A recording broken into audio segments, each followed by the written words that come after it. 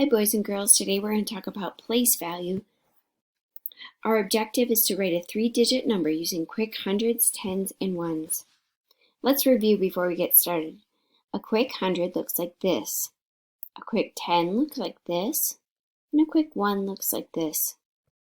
You'll need to be able to do these on your whiteboard, so please remember those 3 shapes.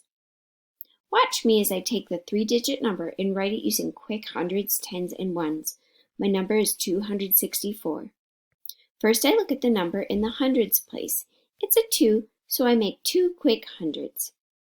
Next, I look at the number in the tens place. It's a 6, so I add 6 quick tens.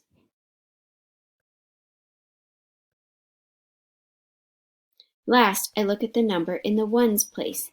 It's a 4, so I'll add 4 quick ones.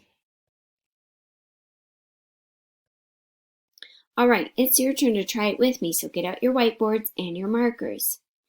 Our number is 317. First, we're going to look at the number in the hundreds place.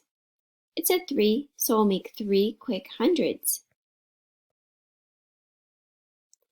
Next, we'll look at the number in the tens place. It's a 1, so we'll add 1 quick 10.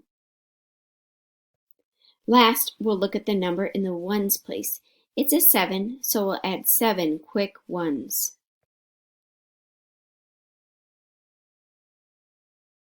All right, are you guys ready to try it on your own? Clear your whiteboard, and here we go. Our number is 488.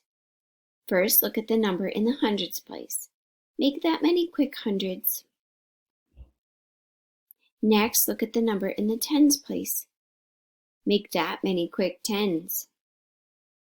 Last, look at the number in the ones place.